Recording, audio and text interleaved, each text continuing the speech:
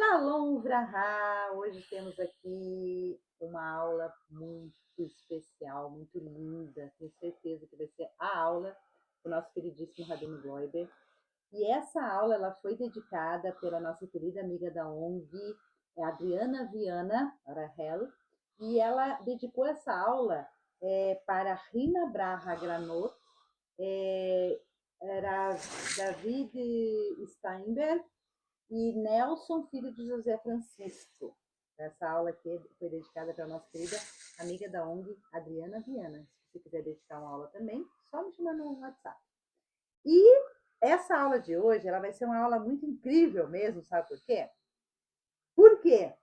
Você acha que existe mesmo uma nave vindo aí que vai chegar em novembro, entrar no nosso sistema solar aí em novembro? Porque é o que estão falando por aí, né? Tá todo mundo falando e tá todo mundo perguntando, inclusive grandes cientistas afirmando que é uma nave, que ela tem 20 quilômetros de tamanho e etc., que descartaram a possibilidade de ser um asteroide porque não tem não tem a cauda, né? E ela está emitindo luzes e etc. Então, vários fatores já descarta a possibilidade de ser um asteroide, né? Um asteroide vindo em direção, um cometa, né?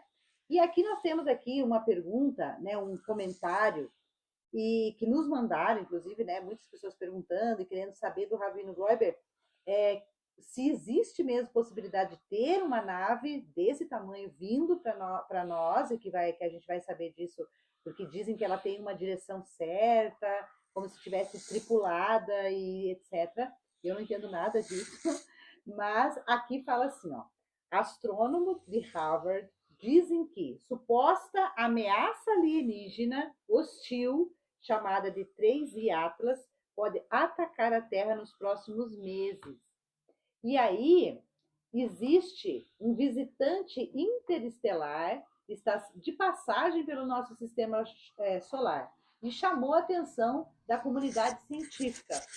O objeto 3I Atlas, detectado em 1º de julho pelo sistema Atlas, no Havaí, viaja a 58 km cerca de 11 quilômetros por hora, e tem cerca de 11 quilômetros de diâmetro, tamanho comparável ao asteroide que contribuiu para a extinção dos dinossauros. Essa é apenas a 3ª vez que um corpo de fora do nosso sistema é identificado por aqui. Ele se aproxima do Sol após uma jornada iniciada possivelmente há centenas de milhões de anos, vindo de algum ponto remoto da galáxia. A trajetória foi calculada com precisão em outubro e ele passará a cerca de 274 milhões de quilômetros da Terra, uma distância mais de 700 vezes maior que a Terra e a Lua. Ou seja, não há risco de colisão. Apesar disso, teorias especulativas circulam, né, sugerindo que a rota controlada do 3I Atlas poderia dar início, né, ser indício, aliás, desculpa, de origem artificial ou mesmo de inteligência extraterrestre. Mais especialistas da NASA descartam essa hipótese, segundo o Paul Rodas, diretor do Centro de Estudos de Objetos Próximos à Terra da agência. Trata-se claramente de um objeto natural com características semelhantes a cometas conhecidos, embora ainda sem cauda visível. O 3I Atlas é, acima de tudo, uma oportunidade rara para a gente observar um fragmento de outro sistema estelar, e ele carrega em si pistas sobre as regiões mais distantes da nossa galáxia. Então, é uma nave extraterrestre, tem possibilidade de ser uma nave extraterrestre, que está se aproximando e que a gente vai saber agora em novembro, porque tem até data para passar por aqui, ou é um asteroide? Agora o Rabino vai falar para nós, eu li um texto aqui, ele vai para nós pontuar os erros desse texto, tá bom?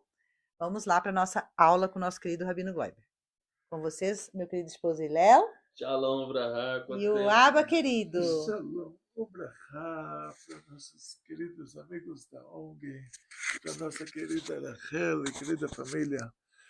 Então, esse assunto é muito, muito, muito interessante. A pergunta é muito, muito boa. E vamos começar a contar para vocês uma história. Há muitos anos atrás, teve um ano que eu fui o melhor professor de Israel. Saí no jornal e era, fui o professor exemplar. Me convidaram para abrir um Heider. Corrigindo, até hoje ainda é um professor exemplar, né, pessoal? Por favor. Fui um professor exemplar, não é um professor. Opa, muito obrigado. Então, fui convidado para abrir um Heider numa cidadezinha do interior que se chamava Kriat Gat. E fui lá, abri o Heider, montei toda a estrutura e me tornei professor da classe de crianças de 4 aninhos de idade, que já sabiam ler do Sidur.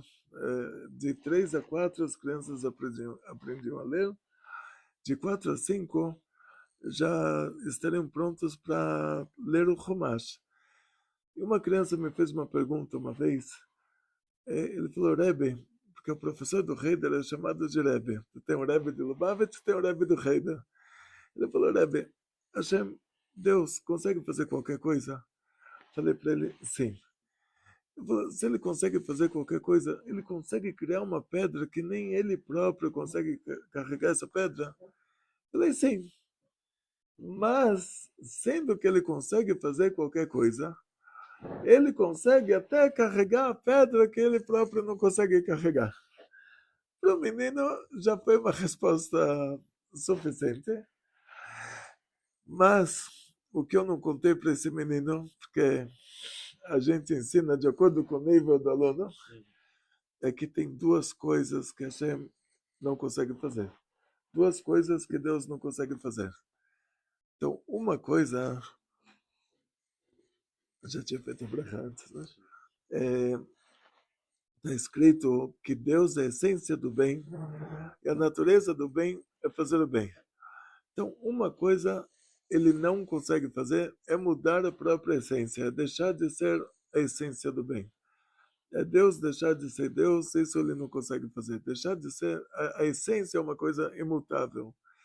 Diz o Rambam que Hashem e a sabedoria dele é uma coisa só. Então, a Torá é a sabedoria divina que desceu até o nosso nível. Então, tem a Torá lá em cima, a sabedoria divina do jeito que ela é lá em cima.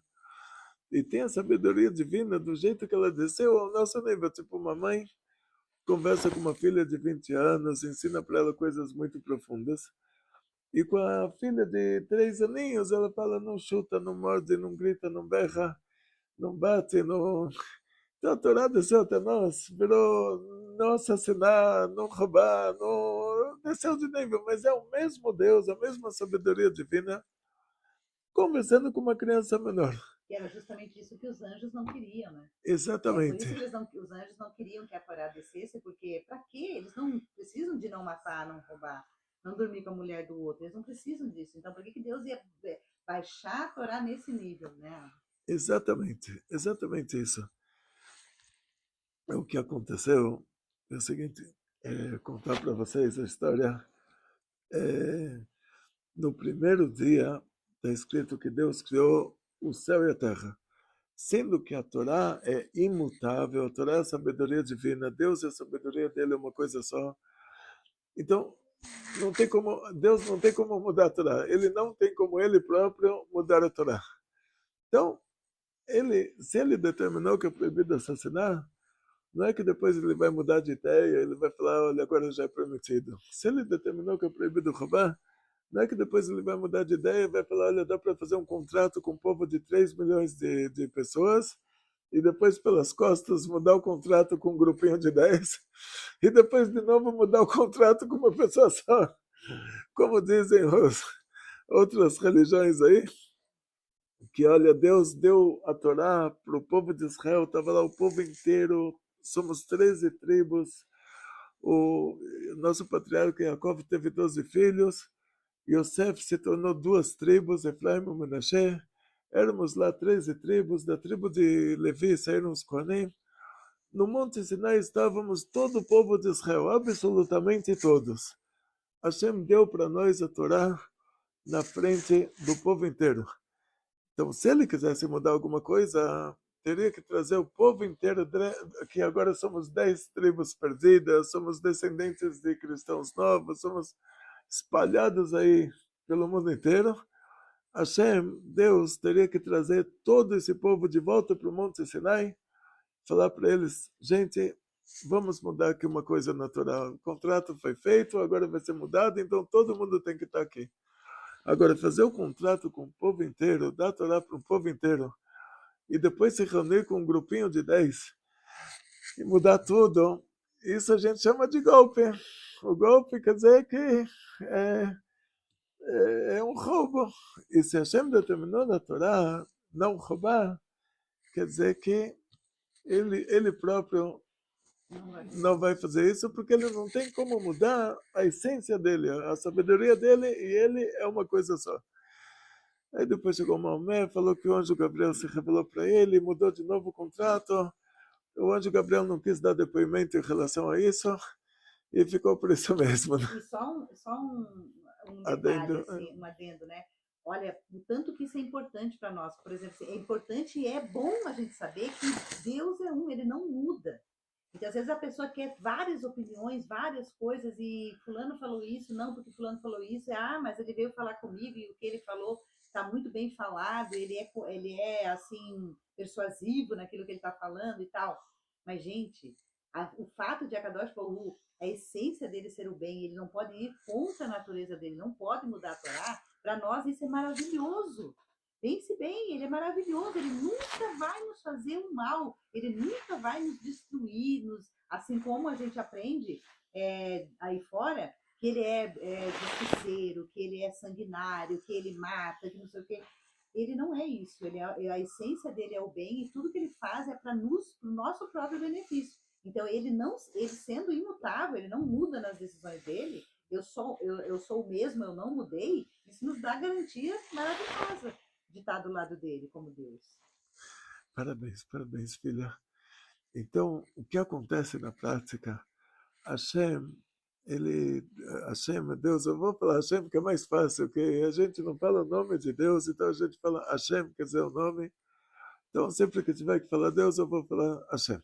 Vocês já sabem que Hashem é Deus. Ele criou o mundo em 6 dias. No 7º dia ele não criou nada, mas o 7º dia também é considerado, fez parte dos 7 dias da criação, mesmo que no 7º dia nada foi criado. No primeiro dia está escrito Bereshit bara Elokim et hashamayim ve'et haaretz. No princípio Deus criou o céu e a terra.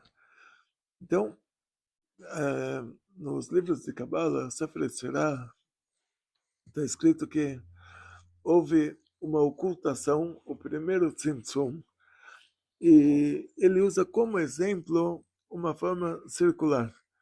Um círculo que dentro desse círculo tem uma ocultação, e existe um fio passando até a metade do círculo. Então esse fio é a revelação divina, que a partir dela vão sendo criados mundos. Então, sendo que essa base é um círculo, então esses mundos também, o exemplo deles são círculos. Então Hashem criou o céu e a terra, quer dizer, Hashem criou uma bola, que é a terra, que ela era o conjunto de todo o universo. Ela continha todas as galáxias. Ela continha o Sol, a Lua, as estrelas, as galáxias, tudo. Então, no começo, Bereshit bara Elokim et hashamayim ve'et haaretz. V'haaretz hayta tohu vavohu, v'ruach Elokim merachefet al pnei hamayim. E no primeiro dia Hashem criou a luz. Essa luz que ele criou no primeiro dia, ele guardou ela para os tzadikim que vão estar no futuro, da criação do primeiro dia. Então a gente não tem uma coisa palpável, porque aquela luz que Hashem criou no primeiro dia, depois ele escondeu ela. Vamos para o segundo dia. No segundo dia, Hashem ele fez as separações, separou a água de cima da água de baixo, então a gente entende que ele criou a força da gravidade, a atmosfera, a estratosfera. No terceiro dia está escrito, e a terra tirou.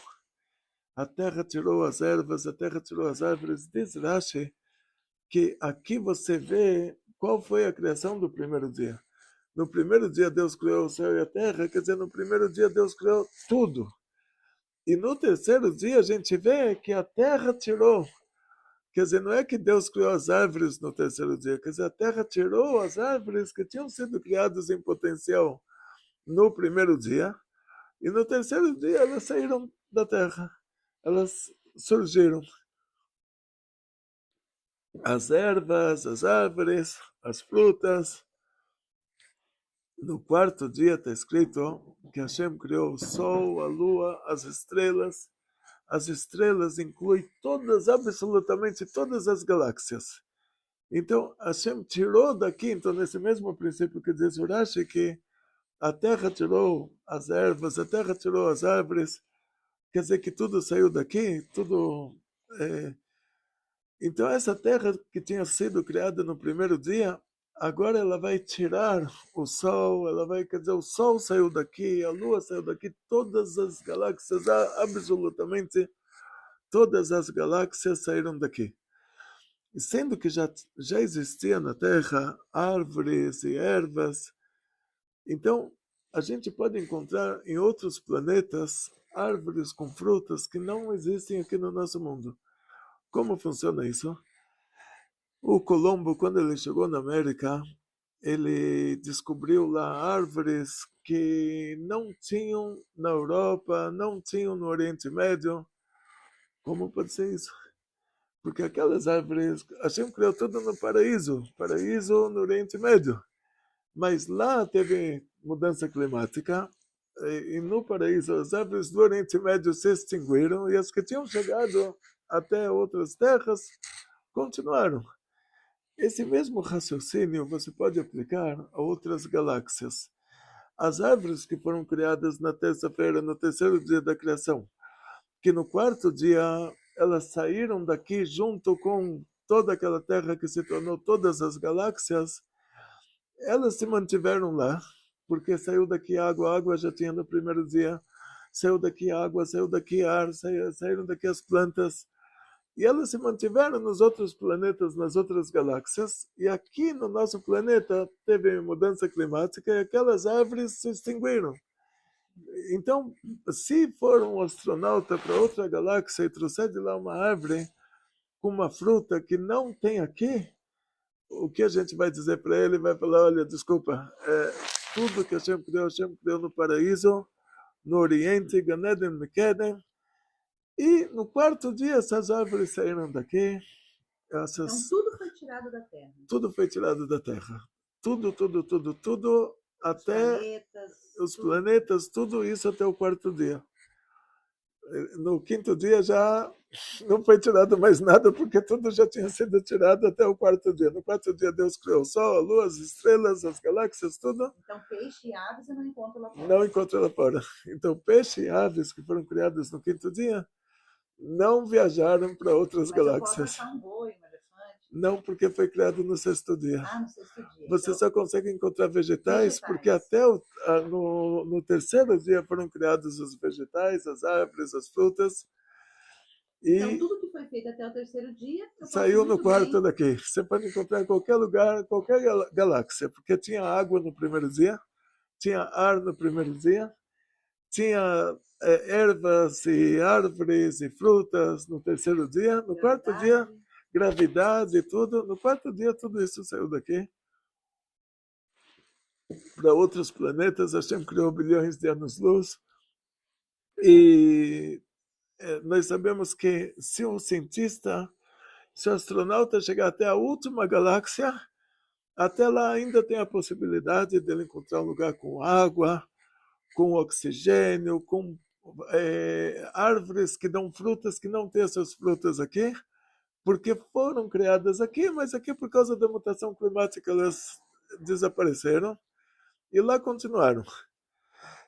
Agora, quando você chega no assunto das aves, dos peixes, dos animais, as aves e os peixes foram criados no quinto dia.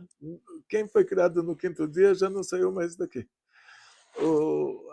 Os animais e o ser humano foram criados no sexto dia, mas a diferença foi que o boi a terra tirou terceiro dia, a terra tirou árvores, a terra tirou ervas. No quinto dia, a água tirou peixes. No sexto dia, a terra tirou animais. O boi, primeiro o boi, a primeira vaca, ele saiu da terra, saiu primeiro o chifre e depois o boi.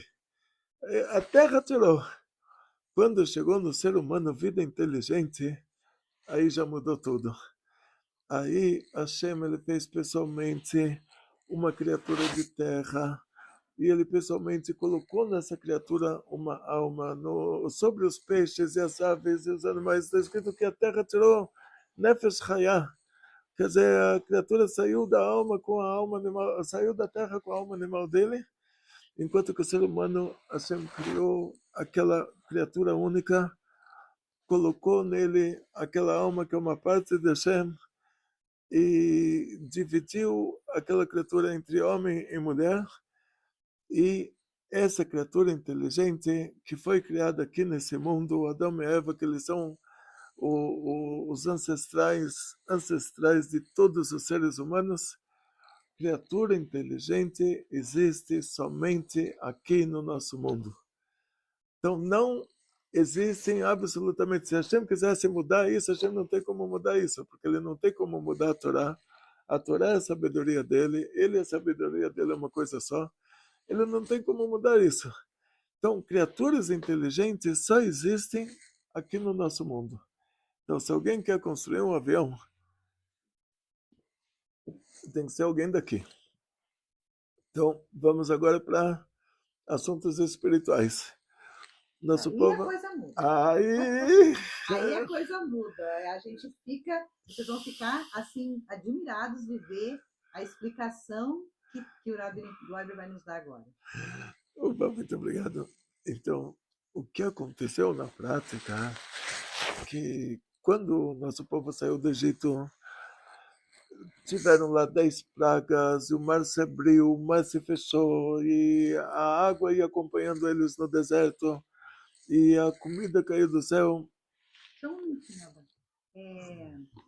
dá um alô aqui pro Instagram, que a gente está ao vivo. Uau, não sabia. Então, sorteio 12 alunos. Ah, não sabia, não sabia. Tem 11 pessoas aqui agora, comigo e Ilela, então tem uma salinha de aula já lhe assistindo. Olha, então, muito obrigado. Natsutara, muito obrigado pelo seu apoio. A gente está vendo, não fica devendo, mas paga com muito sucesso, muita saúde, muito dinheiro. Felicidades judaicas de toda a família, grandes milagres em grande estilo. Amém. Coloca a voz. O nosso querido Gershon. Gershon, muito obrigado por participar das nossas aulas. Muito sucesso, muita saúde, muito dinheiro. Felicidades judaicas de toda a família, grandes milagres em grande estilo. Lembranças para todos aí no Rio.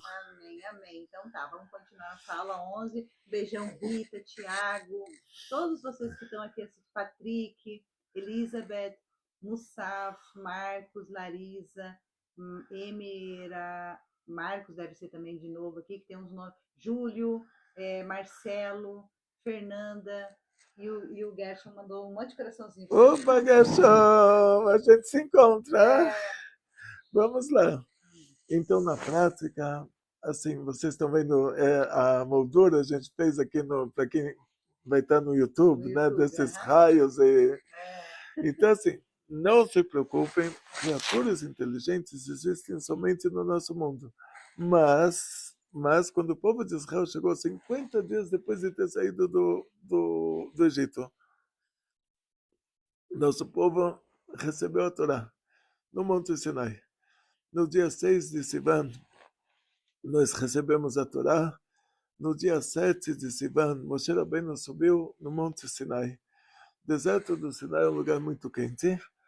Moshe Rabbeinu não levou cantil, não levou lanchinho, e ficou lá 40 dias e 40 noites. Quem saiu junto com a gente do Egito foram os magos do Egito, que eles viram que nós éramos o lado que estava ganhando.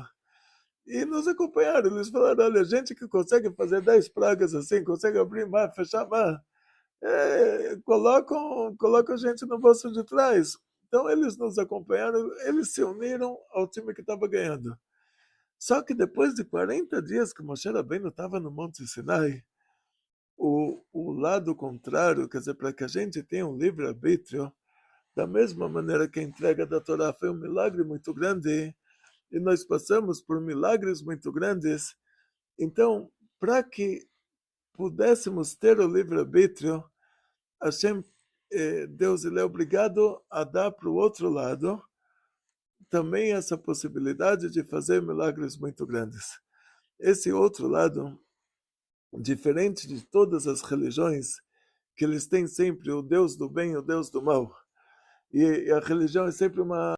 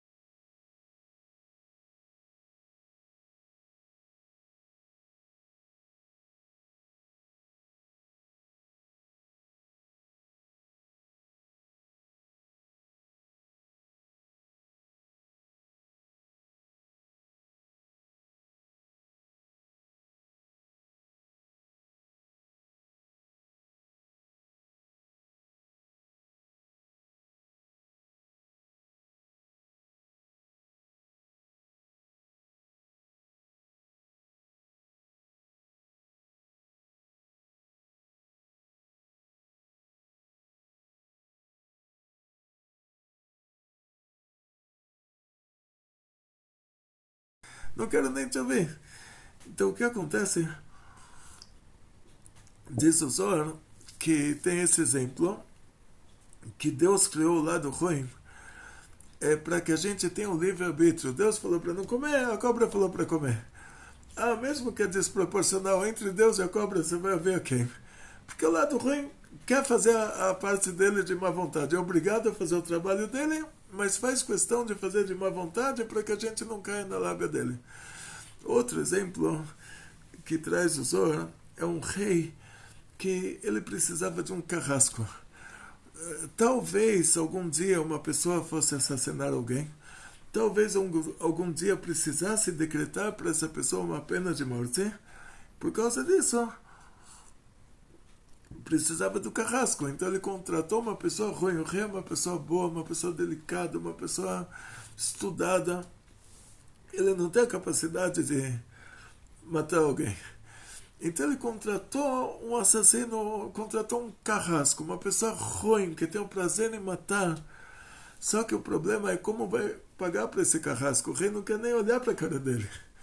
Então ele jogava o salário do carrasco pelas costas.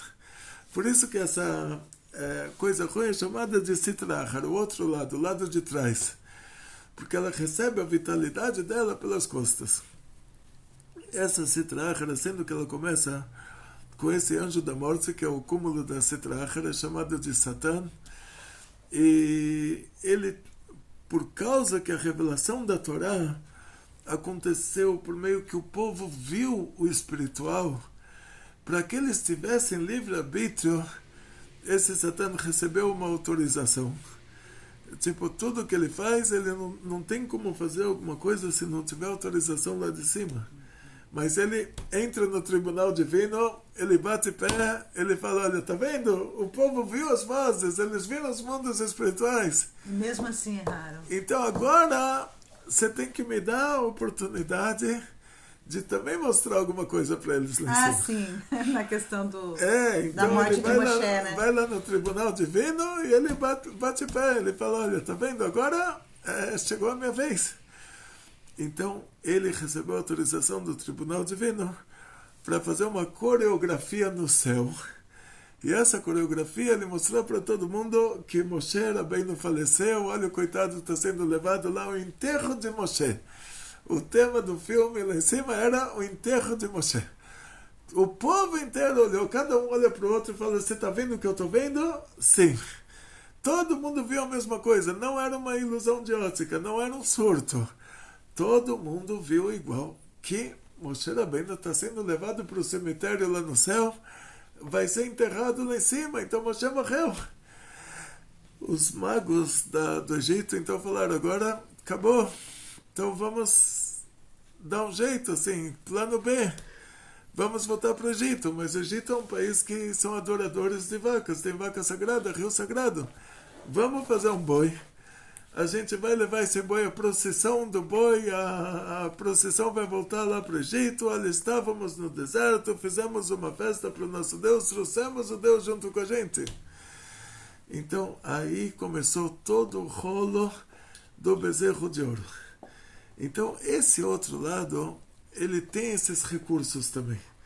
Ele pode aparecer como um disco voador, ele pode aparecer como um marciano, que o disco voador aterrissou no pátio da sua casa e o marciano desceu, na hora que você foi pegar no nariz dele, ele desapareceu. Então vai ter... Porque nunca tem prova, né? Sempre tem depoimentos. Depoimentos tem. Aí eu vi, que nem agora eles estão falando de umas esferas que estão rodando por aí, né? E pegaram essas esferas, não sei o quê. Mas assim, não tem provas, ninguém chega a nada. Tipo, provar que aquela esfera é algo não humano, eles não conseguem. Exatamente. Aí o que acontece na prática, assim, tem 1 milhão de depoimentos. Eu vi o disco voador com os meus próprios olhos.